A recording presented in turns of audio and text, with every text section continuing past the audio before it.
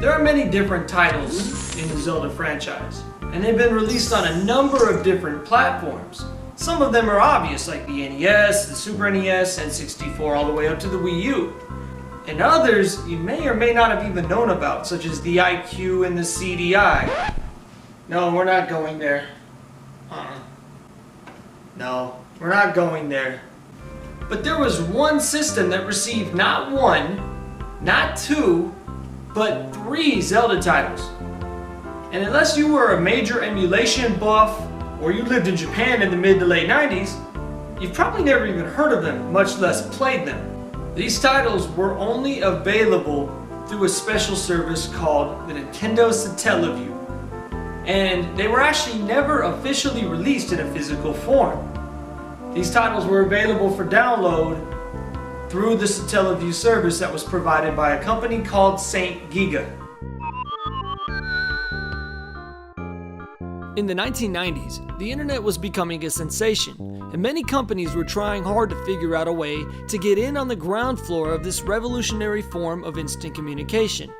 For the first time in human history, people could not only instantly communicate with other people around the world, but you could send pictures, emails, and even music and video files over the webs using digital files. But the internet was still too slow and primitive to really allow for video gaming to take the form we know and love today.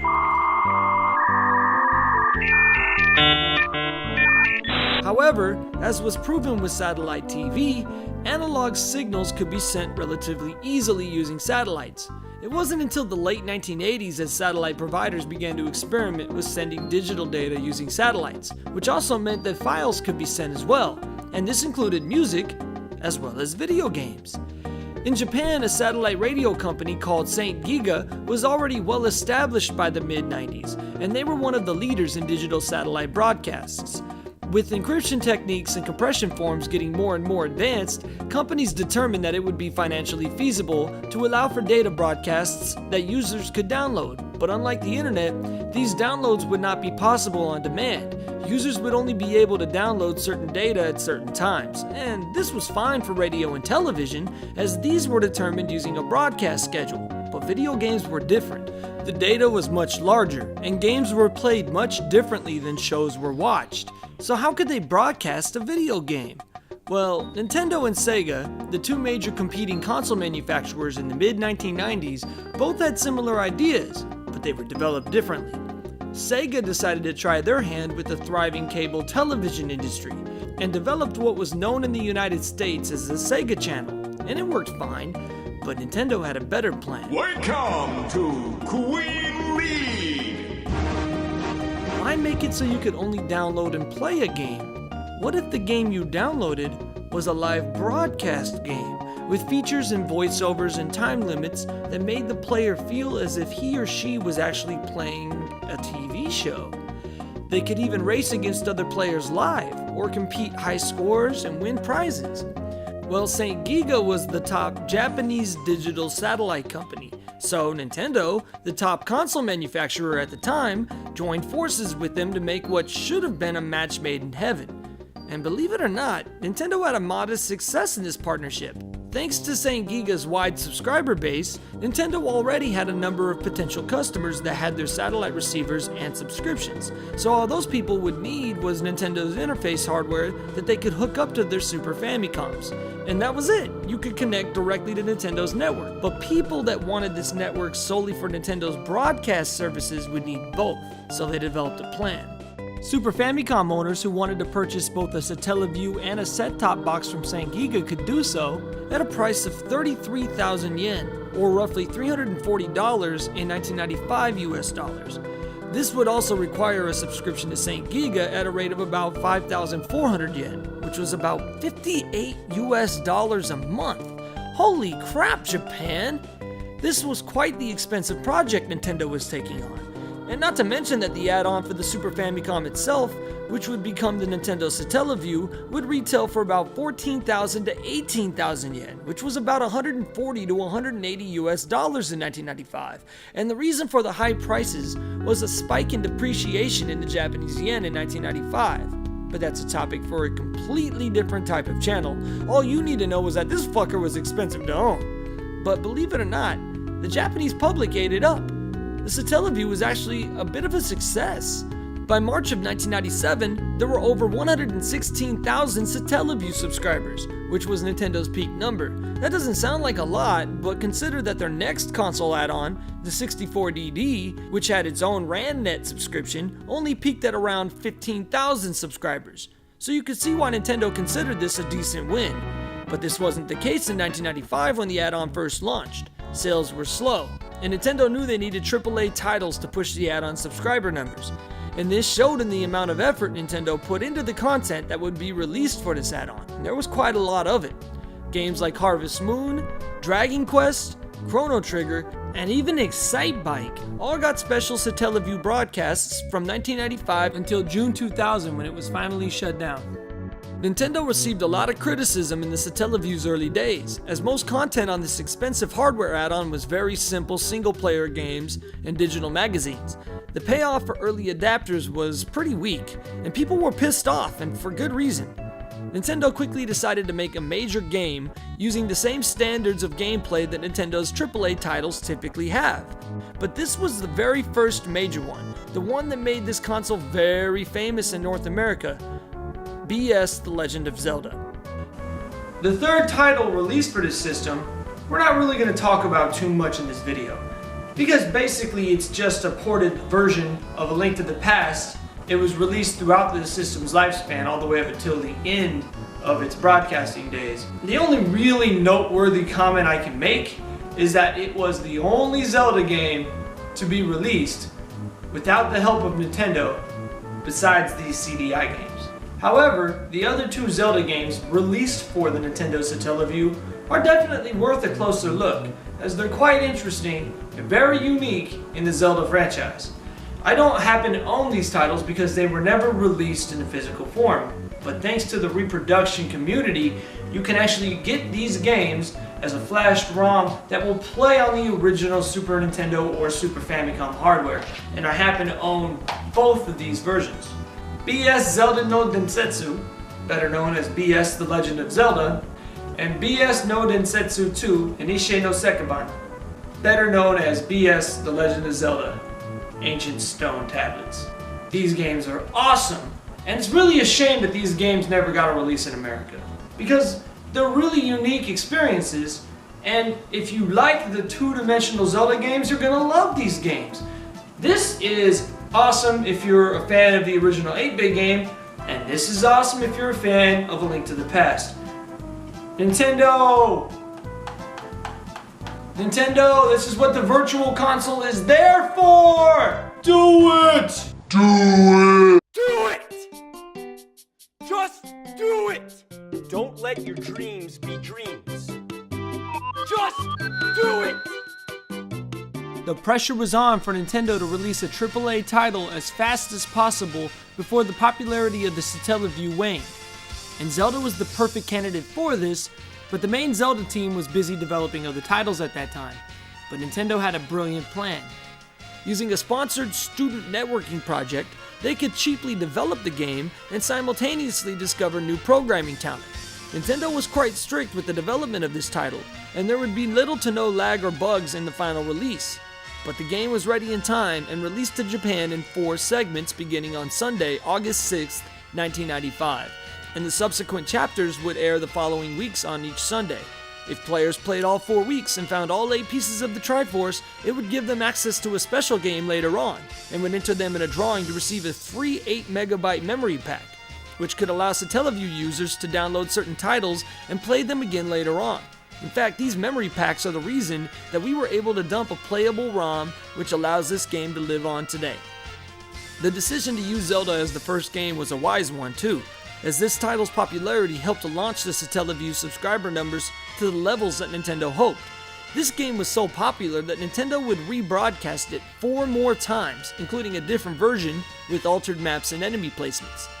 BS Zelda no Densetsu, which we're going to call BS Zelda from here on out, is a complete remake of the original NES title The Legend of Zelda. The game's graphics were updated from 8 to 16 bits, similarly to how Nintendo treated Super Mario Bros., for Super Mario All-Stars, an earlier update of a classic NES title. In my opinion, that by itself is enough reason to want to check this game out. I mean, look at these graphics! Who needs blast processing when you have Super The game controls and plays almost exactly like the NES title, although you don't actually control Link. You control an avatar character from the Satellaview BIOS known as BSX. You'll either control your male or female avatar, making this the first official Zelda game where you do not control Link. The game takes place a few years after A Link to the Past, although none of the Satellaview Zelda games are really considered canon in the official Zelda timeline. The story is roughly the same as the NES game. Zelda is kidnapped by Ganon, the Triforce is split into 8 pieces, but a few days after her kidnapping, that's where the story changes. A kid from the town whose name has been stolen randomly appears in the land of Hyrule in Link's stead and saves Impa from the moblins. The old man who gives you the sword narrates the game live throughout the broadcast, giving the player hints on where to find the items and when special timed events would occur.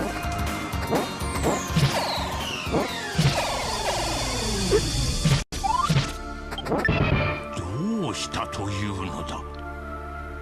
泉に住んでいる妖精が姿を消した。これも魔王の仕業かもしれん。 These timed events are what makes the gameplay of BS Zelda so different from the NES game. During gameplay, events such as full hearts, infinite bombs, and max health would occur, and from time to time, even heart containers would pop up for a very limited time. Some dungeons were only available at certain times, and with only an hour a week to get as far as you could, this made for pretty frantic gameplay, especially seeing as how some of the dungeons and secrets were not in their original places. The time was kept in Zelda time, which was a real-time clock which counted up to 1 hour. In actuality, however, the player only had about 50 minutes, as the broadcast gave players 7 minutes to prepare for the start of the game. The real-time clock could not be paused, so if a player had to use the restroom, he or she still lost precious time. As you might have guessed, I'm sure players learned to use the bathroom before later broadcasts, especially when you consider that the highest scoring players were eligible for prizes. The scores, called Zelda scores, tally different things to create a numerical score at the end of the game, including rupees, the amount of times he or she died, and the total health lost during gameplay. At the end of the game, the score would be uploaded to the St. Giga database. The soundtrack in Zelda BS was composed by none other than Koji Kondo. However, that soundtrack was never used. The game actually used music from a soundtrack on CD that was broadcast over the game during the airing of the broadcast. This meant that all of the players heard the same music no matter where they were in the game. It made for an interesting gameplay experience. The music that you're hearing now is actually one of the few tracks that people on the internet have been able to find that is taken directly from that soundtrack CD. Between the voice acting and the CD quality soundtrack, when the ROM was finally dumped, it was silent. Luckily in the ROM data, they were able to find the original soundtrack that Kondo had composed, and they were able to use it to make the new ROM, which has a different soundtrack than the original Japanese broadcast. But the game itself was a lot of fun, and was met with a high critical response from gamers. If you like the original NES title, you'll like this game. It controls and plays exactly like the original. A lot of the bosses are the same, the style of dungeons are the same, some of the traps are similar, and pretty much it's just a 16-bit version of the original game. You could almost consider it like a third quest. Alas, Nintendo never released it outside of Japan, even though they printed a very small article in Nintendo Power which called it Zelda in Space. Thanks to emulation, however, the game does live on.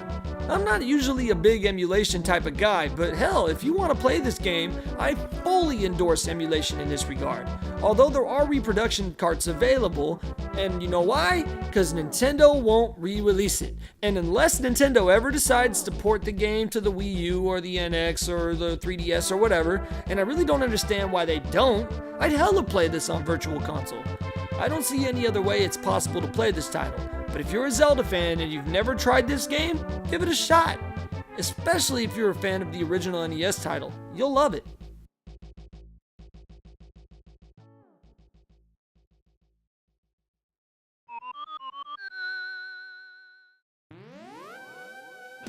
BS Zelda no Densetsu was a huge success for Nintendo, helping to push the Satellaview and enabled R&D on other projects for the add-on.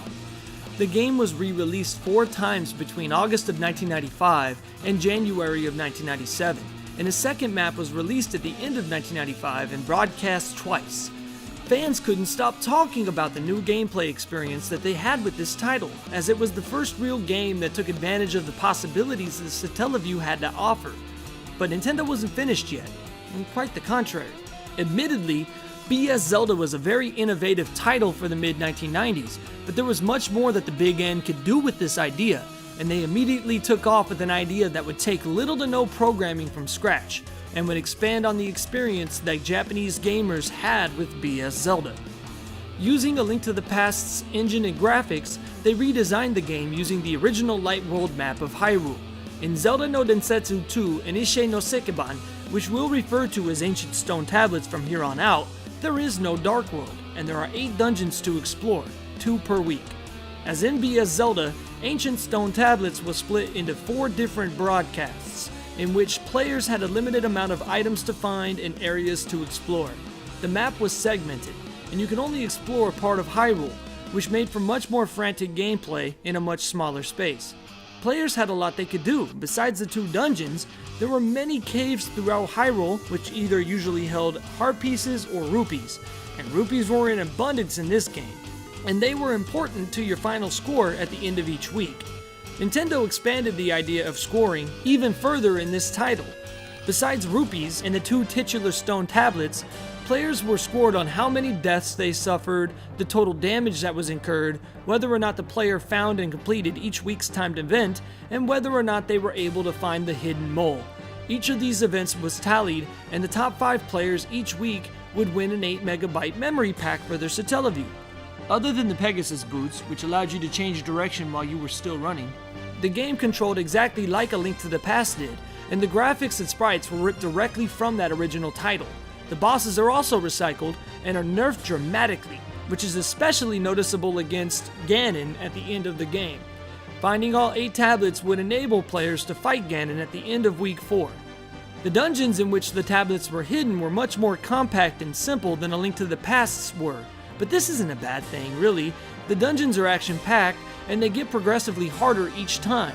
And while they're not as challenging as A Link to the Past's dungeons were, the fact that players were once again timed made for a stressful playthrough if the player was not prompt in finding these hidden dungeons quickly. There were also timed events each week that would occur at a specific moment and would be hinted at by the Japanese voice actors. These made for important side quests that would push the stress level even higher for the player, but overall weren't that difficult to complete, really. In fact, the game is easy in this sense. You'll likely not die very often, but because you only have 50 minutes a week to complete each of your tasks, players might get sloppy if they hurry too much. Like A Link to the Past before it, Ancient Stone Tablets introduced a lot of gameplay elements that would be recycled in later entries in the Zelda franchise. While BS Zelda had a time limit and time-based events, in Ancient Stone Tablets, NPCs would move and do things depending on the amount of time left in each week's playthrough. This was later expanded on in Majora's Mask. The Gold Potion is introduced, which allows for quicker spin attacks and a full recharge of the player's health and magic. This was later reused in a similar form in the Wind Waker and Twilight Princess. In Ancient Stone Tablets, each week there was a separate minigame. 2 of these minigames, one in which the player smashed pots with a hammer, was reused in a separate form in Oracle of Ages in the form of the Wild Tokay game, and a game in which the player would throw bombs into a pot was reused in Ocarina of Time. Also, the player could rent items in this title, which was a concept finally revisited in A Link Between Worlds. The voice acting from BS Zelda was very simple and direct. In Ancient Stone Tablets, the actors would actually speak to the player directly and have conversations that would reveal hints and give predictions on what might happen.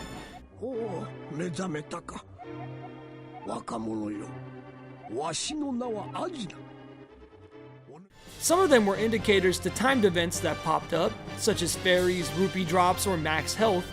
This is also notable as this was the very first time that featured Princess Zelda speaking with a voice actor.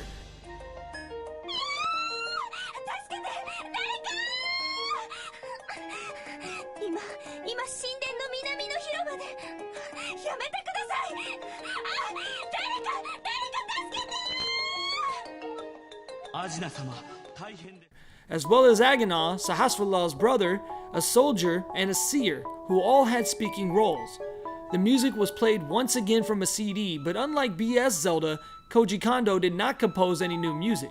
So in all playable titles today, the music from A Link to the Past is recycled.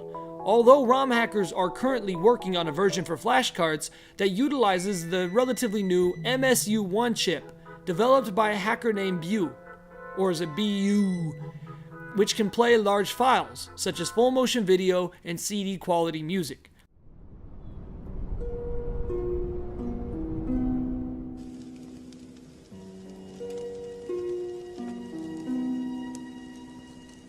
Link, do you ever think about leaving the farm? You always wanted to become a knight of Hyrule.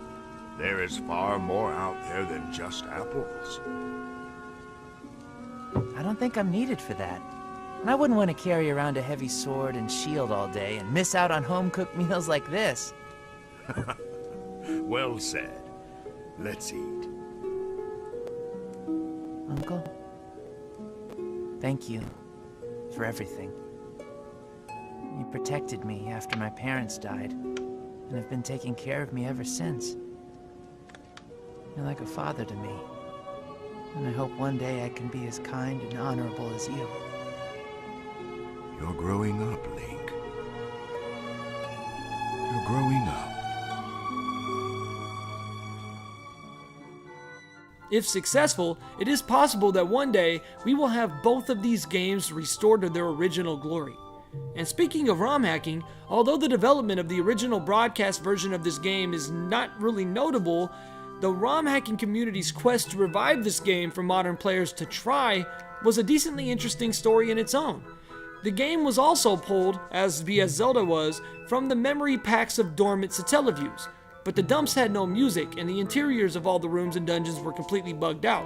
The game was basically unplayable.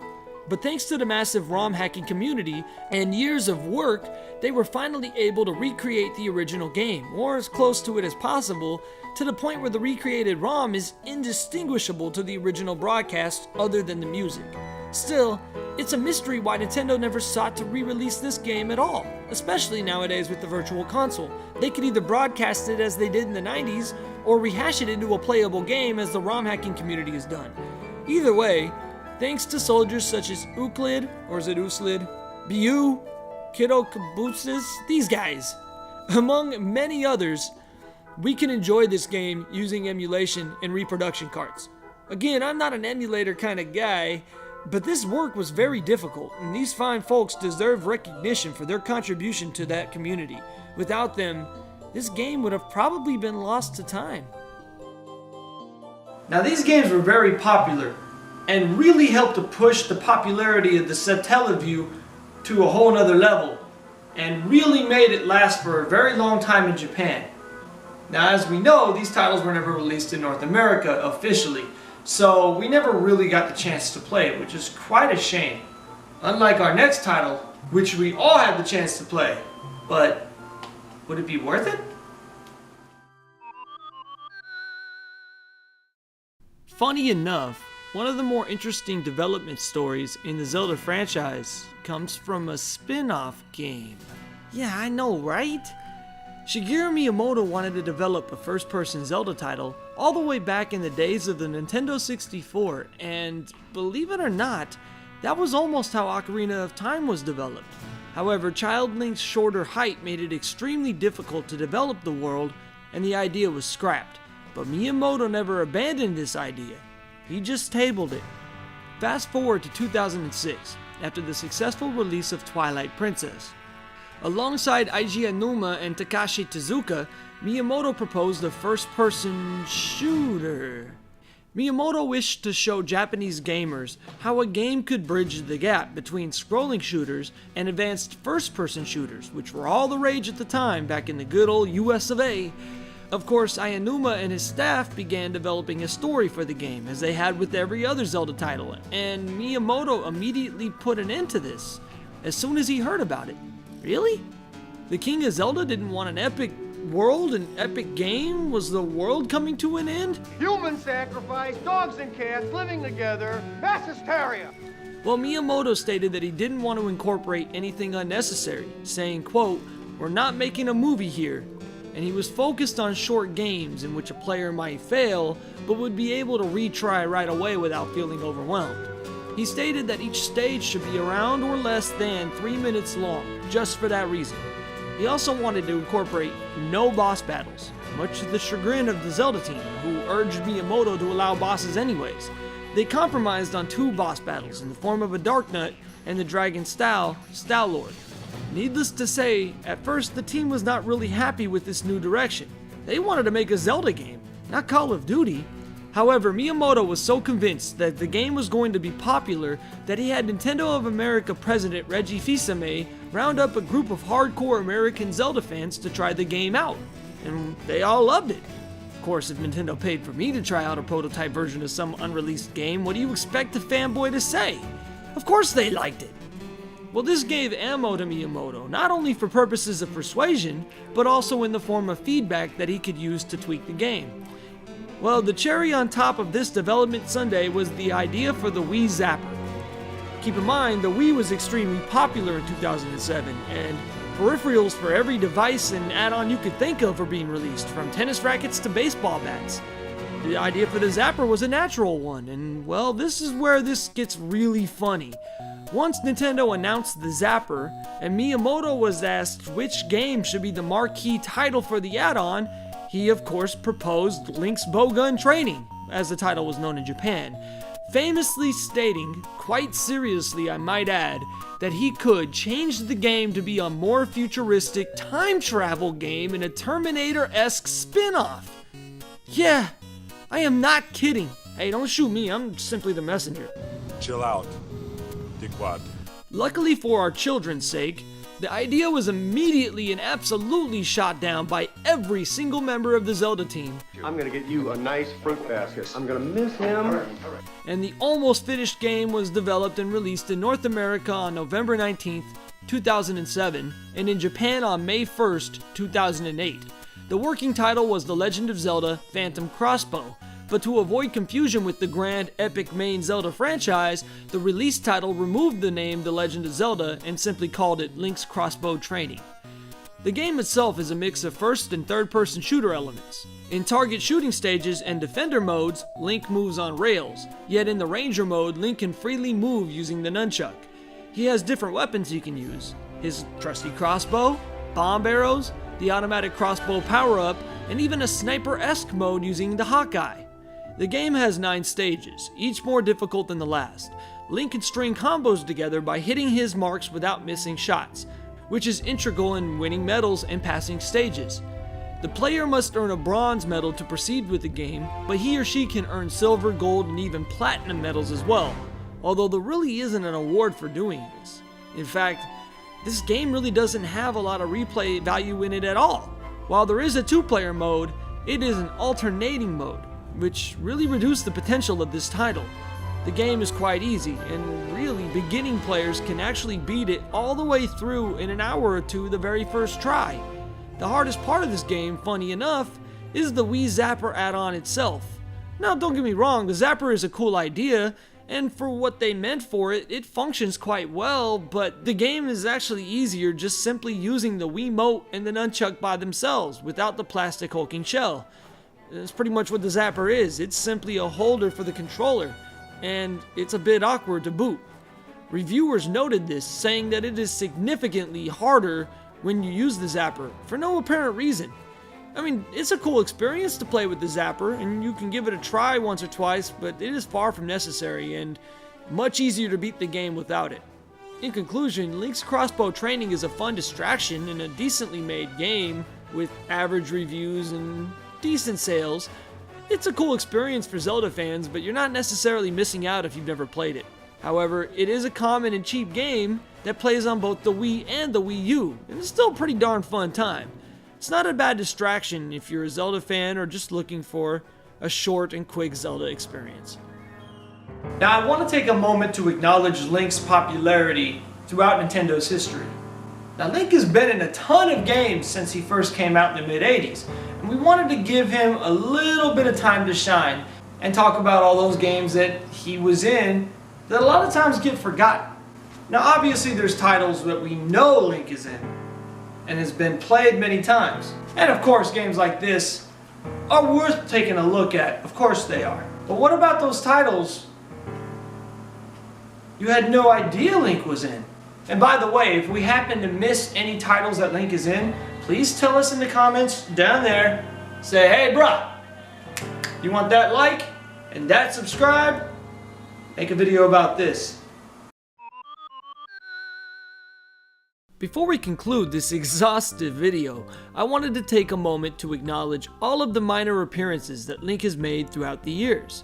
And for the record, any games which include references to Zelda, such as Animal Crossing, which actually has the entire NES game in it, are not going to be mentioned here, because there are literally dozens of them. ZeldaWiki.org is a great website that has an exhaustive list if you're really interested in more information. Now, we are also going to dedicate an entire episode in the future to Hyrule Warriors and Hyrule Warriors Legends in our Zelda Retrospective Series, so don't fret, you'll get to hear more about that soon enough. But what about this? That's right, Link appears in Tetris. If you get to level 9 in Type B mode on the NES version of Tetris, Link appears playing his recorder. Over on the Super Nintendo, Donkey Kong Country 2 Diddy's Conquest, if you beat the game with 18 Donkey Kong coins or DK coins or less, Link actually appears on the podium next to Yoshi and Mario. This is actually Link's first ever appearance in a game using a 3D render of his character model. He disappears as soon as the 19th coin is collected. This same setup occurs in Donkey Kong Land 2 on the Game Boy. Also on the Super NES, in Super Mario RPG Legend of the Seven Stars, if Mario sleeps at the inn in a village called Rose Town, he'll awaken next to a bed in which sleeps Link. Now if you try to speak to him, he stays in his classic mute character and the classic Zelda Discovery theme plays, but it's still kinda cool to see him there, you know? In Super Mario 3D World for the Wii U, there is a level which consists of pixels which make up Link's 8-bit sprite from The Legend of Zelda. Yeah, it's not technically a cameo, but it's Link, so deal with it. He apparently also makes an appearance in Mario Golf for the Game Boy Color, although I can't find any pics or videos of him in the game.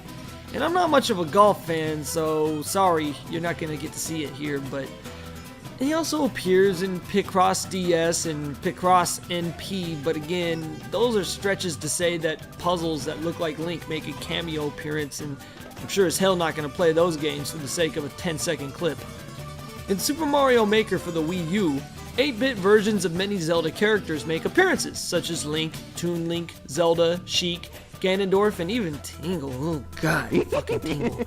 There are also costumes based on Totem Link from Triforce Heroes and Tetra from the Wind Waker. You can actually create an entire Zelda-themed level, and there's lots of them out there. Check them out, man, they're pretty cool. Link also makes appearances in many of the WarioWare games for the Game Boy Advance, GameCube, Nintendo Wii, Nintendo DS, and the 3DS. They're very minor cameos, and there's a lot of them, so just take our word for it.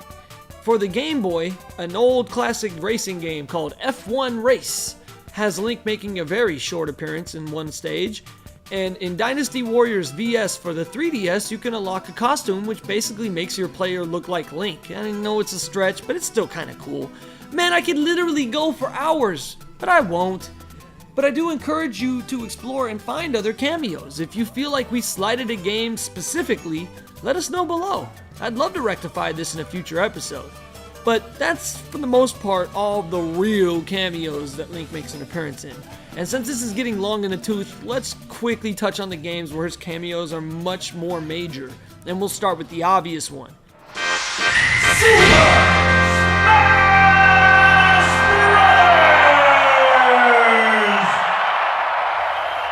The Super Smash Bros. Series.